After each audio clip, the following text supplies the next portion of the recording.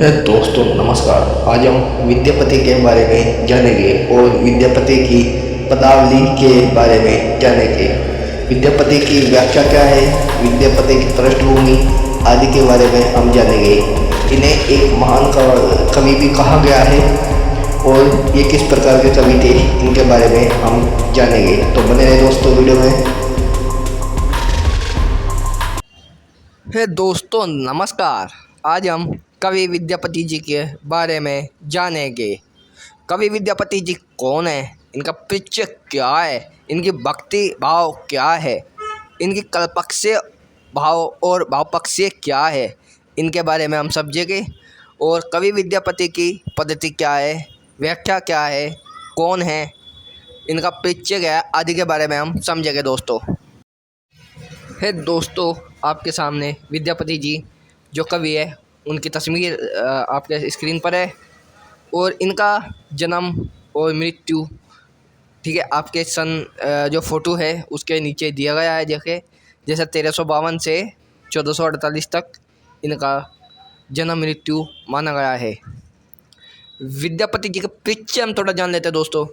विद्यापति एक महान कवि है, इन्हें शब्द शक्ति कवि भी कहा गया है। विद्यापति का जन्म 1380 से माना गया है। इनके जन्म को लेकर काफ़ी मतभेद भी रहा है। अन्य कवियों ने इनके जन्म को अपना मत अनुसार प्रचलित किया। विद्यापति के पिता का नाम गणपति ठाकुर था। विद्यापति एक श्रेष्ठ ब्राह्मण थे और इनका परिवार कोई रूढ़िवाद जैसा नहीं था। इनका गृह और परिवार एक साहित्यिक एवं सभ्य अर्थात बुद्धिजीव परिवार में से ये थे। विद्यापति जी को अपनी शिक्षा ग्रहण करने में कोई समस्या भी नहीं हुई क्योंकि इनका परिवार कुशल और बुद्धिजीवी और शिक्षक को महत्व देने वाला था। इसके बाद हम दोस्तों विद्यापति जी की भक्ति भाव के बारे में जानते हैं। विद्यापति के भक्ति भाव में काफ़ी कवियों का मतभेद रहा है क्योंकि कवि विद्यापति जी ने दो तथ्यों की प्रक्रिया एक साथ वर्णन की है।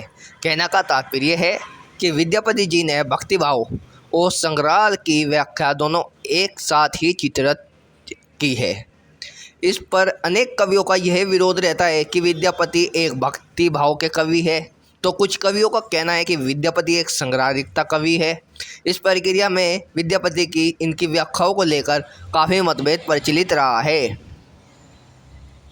इसके बाद दोस्तों हम थोड़ा सा जान लेते हैं विद्यापति का भाव पक्ष क्या है।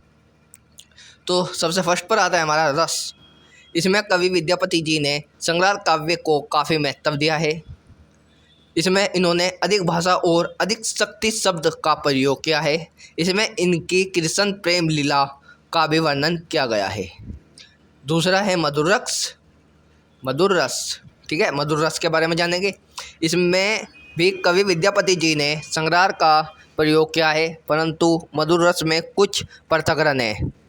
वह यह है कि इसमें भक्ति काल की व्याख्या ज़्यादा व्यक्त होती है, इसलिए रस काव्य से व्यंग संग्रह क्या है दोस्तों, इसके बारे में पढ़े गया हूँ। व्यंग ऐसा माना गया है कि जिस प्रकार स्योंग में काफ़ी महत्व दिया गया है, इसमें वह छवि दिखाई नहीं पड़ती। अर्थात स्योंग में काफ़ी विद्यापति जी ने अपना हित अधिक प्रस्तुत किया है, अपना ध्यान ज़्यादा स्योंग रस में प्रस्तुत किया है। व्यंग में स्थिति देखने को नहीं मिलती जो स्योंग में है। स्योंग में शब्द शक्ति का प्रयोग अधिक किया है जो वियोग संग्रह में प्रस्तुत नहीं होता। इसके बाद दोस्तों हम जान लेते हैं थोड़ा कल्पक्षीय भाव के बारे में। विद्यापति की कल्पक्षीय भाव के बारे में दोस्तों हम जान लेते हैं। जो सबसे पहला पॉइंट आता है कुलटपदेश। इसमें राधा कृष्ण की प्रेम लीला में सखी का काम मेल मिलाप साधना हेतु करता है। सखी कौन है? सखी राधा की सहेली है जिसे सखी कहा गया है। उसने श्री कृष्ण से मिलाना हेतु श्री कृष्ण और राधा का मेल मिलाप हेतु कार्य किया है। दूसरा पॉइंट आता है हमारा शब्द शक्ति। इसका प्रयोग व्यंग संग्रह में भी काफ़ी किया गया है, हमने भाव पक्ष में बताया आपको। भाषाओं में कवि विद्यापति जी एक बुद्धिजीव कवि थे। इन्होंने गद और पद एवं कुछ मैथिली भाषा का मिश्रण अर्थात अपभ्रंश भाषा आदि का प्रयोग अपनी कविता में करते हैं। इन्हें इतना ज्ञानी कवि माना गया है कि कहा अपभ्रंश भाषा का शब्द चित्रित करना है और कहा मैथिली भाषा का मिश्रण करना है।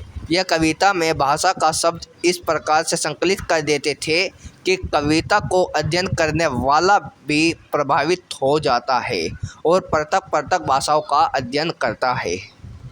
तो दोस्तों, हमने विद्यापति की कल्पक्षीय भाव को पढ़ा। अब जो हम विद्यापति की एक पदावली है इसके बारे में हम जान लेते हैं दोस्तों थोड़ा।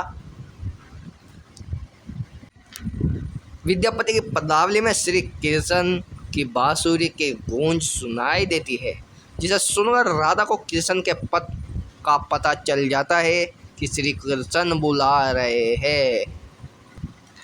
जब श्री कृष्ण अपनी बांसुरी बजाते हैं तो राधा की सखी कहती है कि सखी, कृष्ण तुम्हारी राह देख रहे हैं। वह विरह की वेदना में उत्सुक हो रहे हैं और वह बार बार राह को देख रहे हैं कि राधा आ रही है। अर्थात वे इतनी ही नहीं, विरह की वेदना में अग्नि की तरह जल रहे हैं। अर्थात वे आते जाते पथिकों से भी राधा के बारे में प्रश्न कर रहे हैं कि राधा कहाँ है, कैसी है, आपने राधा को देखा है क्या,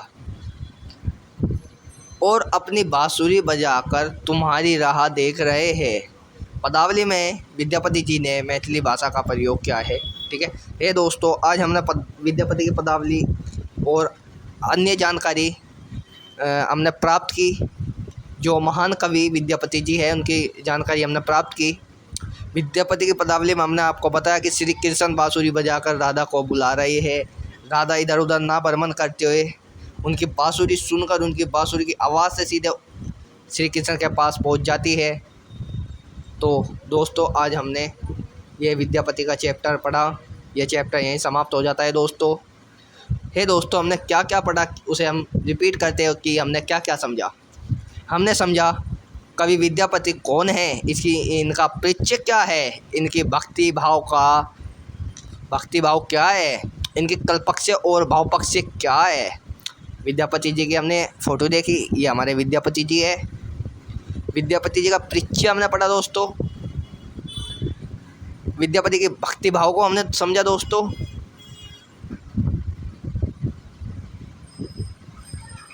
इसके बाद दोस्तों हमने विद्यापति जी के भाव पक्ष और कल्प्य पक्ष के बारे में जाना दोस्तों, और विद्यापति की पदावली के बारे में भी हमने दोस्तों जाना। विद्यापति की रचनाएं हमने पढ़ी दोस्तों। ठीक है, ये दोस्तों हमने सब कुछ समझा है दोस्तों। अगर आपको वीडियो पसंद आए तो लाइक, सब्सक्राइब और शेयर ज़रूर करें। नमस्कार दोस्तों।